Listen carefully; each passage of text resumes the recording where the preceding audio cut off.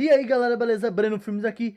Bom, vou trazer agora a análise com spoilers de Superman Legacy, que chegou no cinema aí recentemente. Eu assisti na pré-estreia, já trouxe aqui um vídeo sem spoilers sobre o filme. E agora eu vou fazer uma análise bem detalhada do filme, né? Que eu vou trazer aqui com os enredos que eu mais gostei, os que também acabou atrapalhando um pouco o filme também. Eu vou trazer aqui, lembrando sempre que é a minha opinião a respeito à sua opinião sobre o filme. Eu já deixei a nota no último vídeo, então aqui eu só vou reciclar a nota, né? Vai ser a mesma nota, afinal eu só vou afirmar, mas aqui eu vou falar mais detalhadamente o detalhe do filme. Mas antes de começar, gostaria de convidar você que não é inscrito no canal para se inscrever no canal. Tem vários vídeos informativos e também críticas de análise de filmes como essa.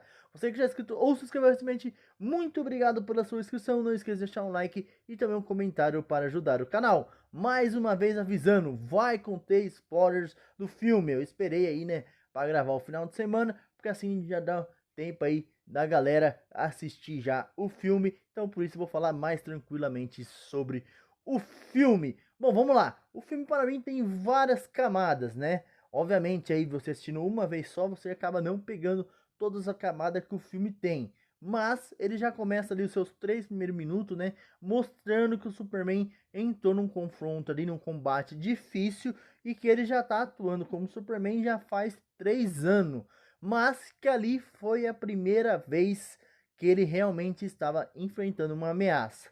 E aqui é onde eu entro num conceito na onde eu falei na análise sem spoilers, que eu não poderia entrar no detalhe, é isso, que é o seguinte, eles deixam detalhado que faz 3 anos que ele tá atuando como Superman, mas o filme aparentemente mostra que ele nunca tinha enfrentado uma ameaça dessa. Eu falei lá que um dos pontos negativos é que ele apanha bastante até no meio do filme. Do meio para frente o filme cresce bastante, o próprio Superman desenvolve bastante, ele usa tanta inteligência e a força para lutar. Mas aqui com spoiler eu já posso mais falar tranquilamente que depois que você assiste o filme e vê ali da metade até o final do filme, você entende o porquê. Porque esse Superman simplesmente é aquele negócio, ele se preocupa em salvar as pessoas e não simplesmente encher a porrada no inimigo. Simplesmente essa é a essência do Superman. Sim, tanto que tem aí, se eu não me engano, é na Liga da Justiça Sem Limite, numa luta na onde o Superman vai lutar com o Darkseid, ele fala: toda vez que eu vou lutar,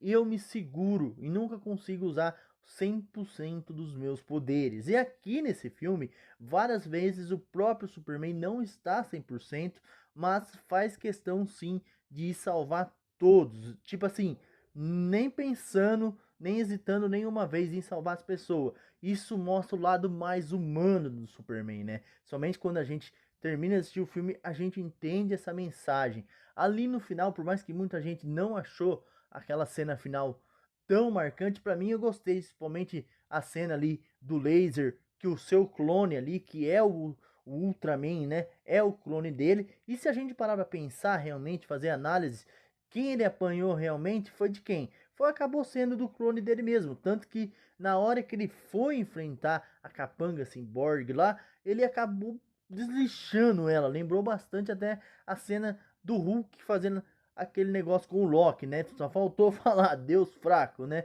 E simplesmente, para mim, o terceiro ato funciona muito bem e, que nem eu disse, é meio arrastado ali no meio, mas aos poucos a gente vai entendendo o desenvolvimento do personagem. A própria Lois aqui, né?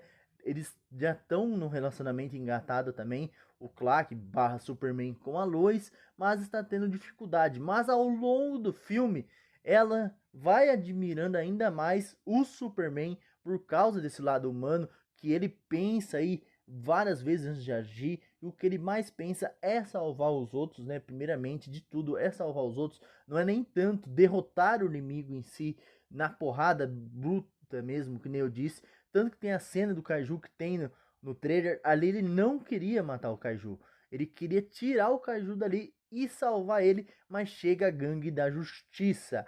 Já aproveitando que eu falei sobre a Gangue da Justiça, são personagens também interessantes no filme, mas que nem eu disse lá, a Mulher Gavião tem poucas cenas, mas as cenas que ela aparece, ela entrega o que a gente espera mesmo da personagem. Tanto que tem uma cena ali, onde ela tá segurando um corrupto, ele fala: ah, você não vai me soltar daqui de cima, porque você é igual ao Superman. Mas ela fala, eu não sou o Superman, e simplesmente solta o personagem lá de cima. O Guy, aqui quem conhece realmente esse Lanterna Verde dos quadrinhos, sabe que ainda ele se segurou bastante para falar as coisas que falou aqui no filme. Ele é bobão assim, de propósito mesmo. Eu sei que a gente aí que assistiu o desenho do Sem Limite e muitas outras adaptações, tá aí familiarizado com os outros Lanterna Verde, mas esse Lanterna Verde, sim, realmente James Gunn caprichou tanto na caracterização e do jeito do personagem, tanto que o próprio ator falou que na série dos Lanterna Verde o personagem já vai estar mais solto, né? Vai falar realmente do jeito que ele fala. Obviamente aqui não teria como encaixar o personagem do jeito que ele fala, né? Porque realmente ele solta umas coisas bastante, vamos colocar assim, a lá Deadpool nos quadrinhos mesmo. Ele é bobão desse jeito, mas aqui ele também, até que fica questionando, né, se o Superman faz parte da gangue ou não ainda, tanto que esse Superman ainda nem é um líder, né, a gangue que provavelmente futuramente vai se tornar uma Liga da Justiça. E também o que a gente acaba, depois que tenha aí a experiência com o filme, a gente fiquei refletindo um tempo aí, que o filme obviamente aí deixa um gancho para um crescimento do personagem, do potencial do personagem. Então, tipo assim, se por um lado até metade do filme ele estava preocupado, mesmo no meio da ação, de salvar as pessoas e acaba apanhando bastante, é porque ele estava preocupado em salvar as pessoas, que é a essência do Superman. Mas quando ele realmente precisou entrar em ação, ele entrou. Então quer dizer que mostrou ali que realmente esse Superman tem um potencial que provavelmente vai ser explorado aí na extensão do universo. Não faria nem sentido assim já o filme inteiro o Superman ser fodão, tanto que não teria nem filme se ele tivesse 100%, né? Agora vou falar uma das polêmicas, né, que é ali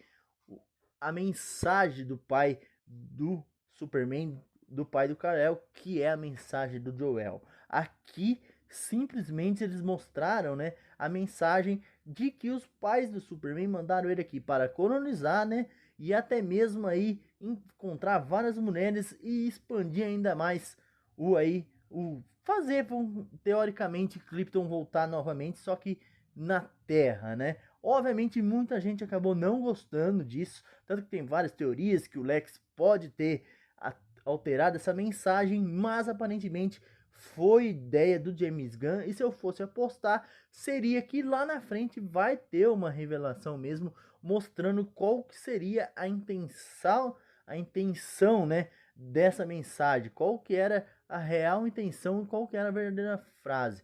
Eu acho que ele já deixou em aberto isso, tanto que se encaixou bem na ideia do Lex, que como já faz 3 anos que o Superman já tá aí bastante tempo, o Lex simplesmente estudou todas as habilidades e os jeitos de luta do Superman. Mas mais uma vez dizendo, na hora que ele apanha, realmente acaba incomodando um pouco, mas depois a gente vai compreendendo e isso vai acabando ficando de lado e vai engrandecendo ainda mais o filme. E sobre o Lex Luthor, que personagem incrível, cara, que o ator mandou muito bem, né? A galera conhece bastante aí o ator por ter feito, né, o Hank ali na Fox nos X-Men, quem sabe será que ele vai aparecer novamente em Guerra Secreta?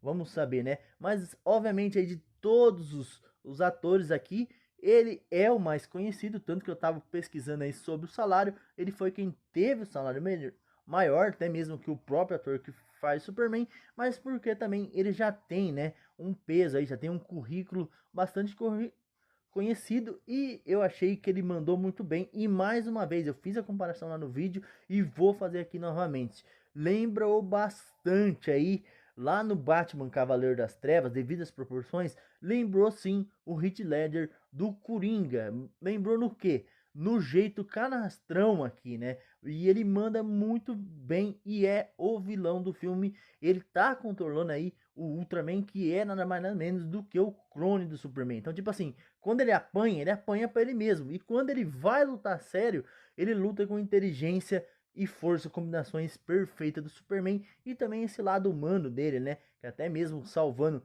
esquilos, salvando criança. É esse o Superman se preocupando, né, na hora da luta, se tá todo mundo bem na hora que ele tá lutando. Eu acho que não é nem tanto uma fraqueza, é mais mostrando a bondade dele e preocupação que ele acaba perdendo as brigas do que realmente fraqueza, né? Afinal, ele já faz 3 anos que tá como Superman. É a primeira vez que ele realmente teve que enfrentar, assim, bater de frente, né? Na trocação de soco com vilões dessa maneira. Eu acho que o filme poderia até ter mostrado esses 3 anos aí num flashback, em alguma coisa, ou o próprio Lex, né? Aí num tipo de um telão, alguma coisa, vendo ali várias coisas que o Superman, tanto que foi mencionado, né?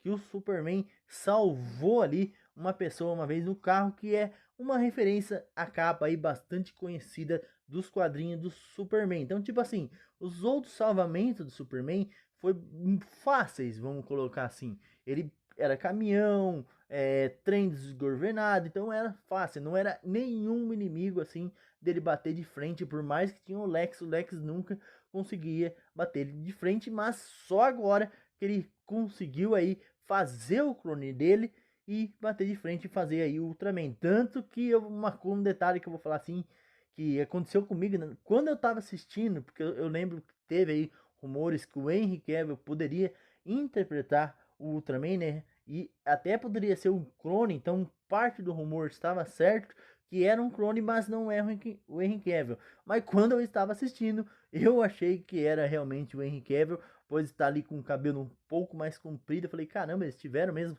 essa coragem de trazer assim já o Henry Cavill, mas não era não. Agora eu vou falar também aí sobre o Krypton, isso mesmo, o cão aqui, bastante conhecido das histórias do Superman, também está aqui no filme. E ele não é simplesmente um alívio cômico, não. É um personagem bastante importante e também vai ter um futuro importante no outro filme que vai ser lançado, de uma personagem que aparece aqui lá no finalzinho, que eu já vou falar sobre ela, mas vou concluir aqui sobre o Krypton. E tipo assim, a personalidade do Krypton basicamente é aí por causa da dona dele. Isso mesmo, vocês, como é com spoilers, vocês já até sabem talvez de quem que eu devo estar falando. Que aqui o Superman está tomando conta do Krypton e não é o cachorro dele em si. Sim, é a Supergirl que aparece ali no final, mas eu vou falar mais um pouco sobre ela daqui a pouco, sobre a apresentação dela aqui nesse filme. Muita gente não gostou do jeito que ela foi apresentada, mas eu vou aí meio que elaborar aí uma teoria do futuro com ela e explicar essa apresentação dela. Sobre a Lois e os outros personagens, eu já falei um pouco do Guy, já falei um pouco aí da Mulher Gavião também. E a Lois, no começo, eu achei que ela ia acabar atrapalhando sim o filme, mas não. É o crescimento do Superman, o dela também vai crescendo a partir que o filme vai passando cada vez mais. Ela também vai se tornando, né, uma personagem bastante interessante. Também temos aqui uma ideia bastante interessante para o Jimmy Olsen, que é bastante importante aí para o filme, né? Ele tem ali uma, vamos dizer assim, um interesse amoroso ali envolvido junto com o Lex, próximo do Lex, e é o jeito que eles descobrem aí alguns segredos, né? Também temos outros personagens que aparentemente só aparece, né? Não tem muita importância, mas também não atrapalha no filme. Também temos ali a única maneira, né, que o Lex tinha ali de usar Kryptonite, que era aquele, vamos colocar assim, eu não lembro agora certinho o nome daquele super-herói, mas eu vou chamar ele de Elemental, vamos chamar assim, elementos, porque ele consegue se transformar em várias características e ele conseguiu se transformar ali na Kryptonita. E eu acho que esse filme aqui foi o que mais trabalhou o Superman no efeito do veneno da Kryptonita, porque ele ficou realmente muito fraco por ficar exposto à Kryptonita e simplesmente não curou rápido. E mesmo que ele não estava 100%, ele faz questão de se levantar e salvar o próximo. E isso é muito legal, é um ponto muito positivo para o filme. Incrível. E esse personagem também, o elemento acaba assim ajudando eles e até mesmo entrando aí para Gangue da Justiça, que provavelmente futuramente será uma Liga da Justiça. Sobre o Clark Kent barra Superman, não teve tanto tempo de tela assim ele como o Clark Kent, mas o pouco que apareceu funcionou sim. Para vocês terem uma noção de como foi bem trabalhado o efeito da kryptonita, do veneno no corpo do Superman, ele ficou apagado por um tempo, né? Até se recuperar, e mesmo assim não estava 100%, mas se levantou para ir novamente e salvar todo mundo. Sobre os pais do Superman aqui, já falei sobre o holograma e a frase aí que o James Gunn acabou alterando, né? Que muita gente não gostou, mas não me atrapalhou, porque pode ter sido várias coisas, pode ter sido o Lex ter mudado ali a mensagem e pode estar sendo trabalhado isso no futuro, então não vamos tirar conclusão precipitada simplesmente por causa daquele fato estragar o filme inteiro. Não é assim que funciona. Sobre os pais do Superman biológico, sim, eles têm uma importância aqui na trama e até gostei deles em certo ponto. Por quê? As caracterizações dos personagens, os atores escolhidos, eu acho que eles poderiam ter caprichado um pouco mais, pelo menos na minha opinião. Tanto que a primeira vez que eles são apresentados de uma maneira bem boba e engraçada. Aí tem a cena ali onde o Superman tá se questionando, né? Caramba, eu sempre aí me espelhei na mensagem dos meus pais biológicos e simplesmente agora eu descubro que eles me mandaram para outro propósito. Aí o pai, né, o Jonathan Kent, o pai que criou ele aqui na Terra, tem ali uma frase muito legal de efeito, né? Falando, filho, não é porque o seu pai falou para você ser assim que você tem que ser o que você é e que você está sendo até agora. Mas a cena, pelo menos para mim, por mais que tenha sido uma cena bonita e legal e bem elaborada e mais uma vez reforçando o lado humano do Superman, ali eu achei que faltou na hora de apresentar os personagens e também outros atores, eu acho que poderiam ter se caracterizado ali nos personagens. Então, para mim, acabou tirando um pouco do peso dessa cena. Agora vamos falar rapidamente aí de outra aparição, que simplesmente foi o pacificador aí do John Cena aparecendo e dando uma entrevista. Essa participação foi rápida, obviamente, aí para mostrar cada vez mais o pacificador participando ativamente desse universo do James Gunn. Afinal, vai vir a segunda temporada do Pacificador e vai ter aí esse contexto de multiverso, tanto que vai ter dois pacificadores se encontrando. Agora, sobre a outra personagem que aparece ali no finalzinho, é a Supergirl, que eu já mencionei rapidamente. Ela aparece aqui, isso mesmo, bêbada, e simplesmente a gente descobre ali que o Krypton é ela quem toma conta do Krypton. Então aquela teimosia que o cachorro tem é por causa da Supergirl, que simplesmente é irresponsável. Mas já vou deixa aqui. O filme da Supergirl já está gravado e tem chance de ser aí uma adaptação bastante pesada. Eu já vou aqui meio que soltar um spoiler, afinal é um vídeo de spoilers, né? De uma possível adaptação bastante pesada em relação a Supergirl. Eu sei que muita gente não gostou do jeito que foi apresentada, mas só que aquilo, a Supergirl tem mais traumas do que o próprio Superman, porque ela manteve ali, ela tem lembranças sobre Krypton ainda funcionando.